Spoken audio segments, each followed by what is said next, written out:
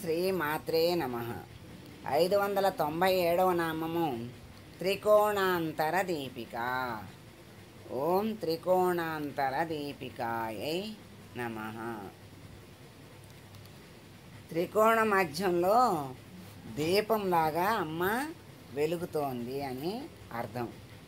మూలాధార పద్మంలో ఉన్నటువంటి కర్ణికలో త్రికోణము ఉన్నది. దానిలో అగ్నిమండలం ఉంది. మూలాధారంలో అగ్నిమండలం అది ప్రథమ కూట స్వరూపమైంది. దానిలో దీపాకారంగా ఉండి అమ్మ ప్రకాశిస్తోంది. వికసించుతున్నటువంటి హృదయ మండలము, శిరస్సునందు వికసిస్తున్నటువంటి బ్రహ్మరంధ్రానికి క్రిందగా ఉన్నది చంద్రమండలము. మూలాధారంలో అగ్నిమండలం, హృదయ స్థానంలో సూర్యమండలం, బ్రహ్మరంధ్రంలో చంద్రమండలం. ఇలా వికసిస్తున్నటువంటి ప్రకాశిస్తున్నటువంటి అమ్మ. అలా ఇవన్నీ ఉన్నాయి కదా, 3 మండలాలు ఉన్నాయి. తంత్రరాజం అనే గ్రంథంలో ఇవన్నీ చెప్పారు. నిత్యారూపురాలైనటువంటి దేవి ఈ 3 స్వరూపము అయ్యి ఉన్నది. ముందు నామంలో దేవి సూర్యస్వరూపురాలు అన్నారు. ఈ నామంలో దేవి అగ్నిస్వరూపురాలు. అంటే అక్కడ అగ్నిస్వరూపంగా ఉంది. తర్వాత మరి చంద్రస్వరూపంలో ఉంది. తర్వాత మళ్ళీ సూర్యప్రకాశంలోనూ సూర్యస్వరూపంలో ఉండి ప్రకాశిస్తుంది హృదయంలో. అలా మరి ఇదంతా కూడా విజ్ఞానంతో కూడుకుని ఉన్న భక్తి. త్రికోణ మధ్యంలో దీపంలాగా వెలిగేటువంటి ఆ తల్లి త్రికోణాంతర దీపిక. 3 బిందువులు తీసుకుంటే, అంటే 3 చుక్కలు పెట్టి 3 బిందువులు తీసుకుంటే ఆ 3 బిందువుల్ని కలిపితే త్రికోణం వస్తుంది. అవే ఆ చుక్కలే, ఆ బిందువులే అగ్ని సూర్య చంద్ర బిందువులు. ఇవి 3 కళ అన్నారు. ఆ అగ్ని సోమ తేజస్సులు ఎక్కడి నుంచి వచ్చినాయి? చంద్రుడిదేను అగ్ని తేజస్సు సూర్యునిలో నుంచి వచ్చింది. మరి ఆ సూర్యునిలో నుంచి వచ్చినటువంటి శక్తి మరి సూర్యుడు పగలు సూర్యుడు ప్రకాశించేసరికి అవి సూర్యునిలో లయమైపోయి ఉంటాయి. సూర్యుడే ప్రకాశిస్తూ ఉంటాడు. సూర్యుడు అంటే ఇక్కడ మరి శివస్వరూపుడు. 2 ఇప్పుడు చంద్రునిది శక్తి స్వరూపం అన్నారు, సూర్యుడిది శివస్వరూపం అన్నారు అనుకోండి. 2 సూర్యుల్లో కలిసినప్పుడు శివశక్త్యాత్ముడు అంటారు. అయ్యాడు. ఈ బిందువులను కలిపితే త్రికోణం అవుతుంది. ఈ 3 మధ్యలో బిందువు రూపంలో దీపంలాగా ప్రకాశించేటువంటి తల్లి. మరి ఈ 3టికి వెలుగునిచ్చేది ఎవరు అంటే మళ్ళీ అమ్మే. ప్రకాశ స్వరూపమైనటువంటి అమ్మే సూర్యచంద్రాగ్నులకి వెలుగునిస్తోంది, వాళ్ళని ప్రకాశింపజేస్తోంది. అలా వీటన్నిటికీ మూలమైన తల్లి ప్రళయంలో సూర్యచంద్రాగ్నులు కూడా లీనమైపోతారు. లీనమైపోతే తల్లిలో మళ్ళీ అలా ఉండి మళ్ళీ తల్లి నుండే బయటికి వస్తారు. అందుకని అమ్మ త్రికోణాంతర దీపిక అన్నారు. 3 వెలుగునిస్తాయి జగత్తుకి, కానీ ఆ 3టికి వెలుగునిచ్చేది అమ్మ. దీపిక అంటే దీపము. ఆ 3టికి వెలుగులకే వెలుగు అమ్మ అని మనం తెలియజేస్తున్నారు.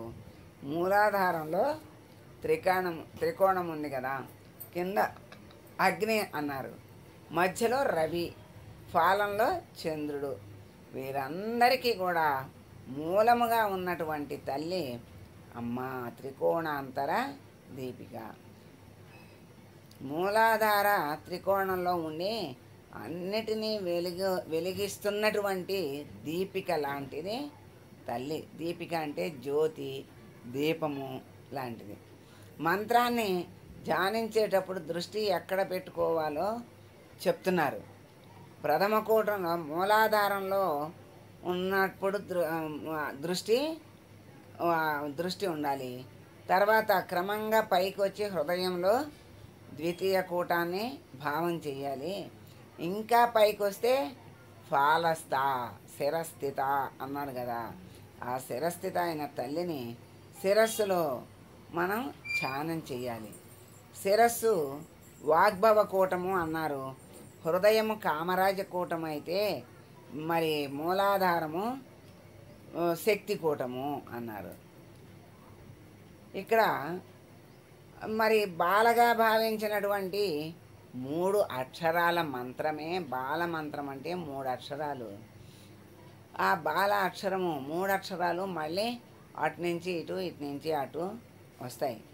అందుకని మూలాధారం నుండి సహస్రారానికి, మళ్ళీ సహస్రారం నుండి మూలాధారానికి అమ్మ అలాగా ప్రయాణం చేసినట్లుగా అక్కడి నుంచి ఇక్కడికి, ఇక్కడి నుంచి అక్కడ ఒక్కసారి అక్కడికి వెళ్ళిందంటే అక్కడి నుంచి ఇక్కడికి అక్కడికి ఆట ఆడుకున్నట్టు ఆడుకోగలదు అమ్మ అని మనకి చెబుతున్నారు. అయితే ఇక్కడ ఇప్పుడు ఇవన్నీ శిరస్థిత చంద్ర నిభ. శిరస్థిత అంటే నిత్యతృప్తాదేవి. నిత్యతృప్తాదేవి అక్కడ దేవి, అక్కడ ఉన్న దేవి. అదే శిరోదేవి మనకి ఖడ్గమాల్లో దేవులు శిరోదేవి అని, నేత్రదేవి, హృదయదేవి అని వస్తాయి. అలా శిరస్థిత అన్న చోట శిరోదేవి. నిత్యతృప్త. నిత్యతృప్త అంటే అమ్మ ఎప్పుడూ నిత్యము తృప్తిగా, అనుక్షణము తృప్తిగా ఉంటుంది. అమ్మకి లోటు అనేది లేదు, చక్కగా తృప్తిగా ఉంటుంది. అలా అమ్మకి లోటు లేదు కనుక అసంతృప్తి అనేది లేదు, కోరిక లేదు.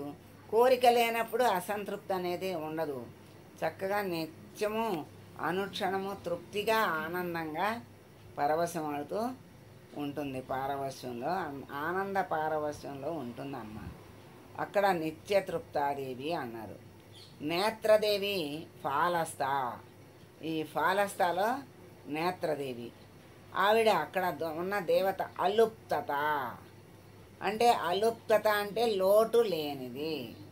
పైన ఏమన్నారంటే నిత్యతృప్త అన్నారు. నిత్యతృప్త అంటే ఎప్పుడూ సంతోషంగానే ఉంటుంది అమ్మ. ఇక్కడ నేత్రదేవి ఫాలస్థానంలో ఉంటుంది. అలుప్తత దేవి పేరు. అలుప్తత అంటే, లుప్తత అంటే లోటు, అలుప్తత అంటే లోటు లేని స్థితి. అమ్మకే లోటు లేదు. మరి హృదయంలో భావం చేస్తే అమ్మ అస్త్రదేవి అంటారు. అక్కడ అనంతతా శక్తి అని అమ్మ పేరు. అక్కడ భావన చేస్తే సర్వజ్ఞతా స్థితి వస్తుంది. అంత సర్వజ్ఞం కలిగి ఉంటాడు.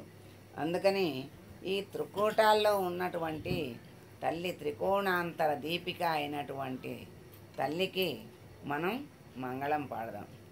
సర్వమంగళ మాంగళ్యే శివే సర్వార్థ సాధకే శరణ్యే త్రయంబకే దేవి నారాయణి నమోస్తుతే.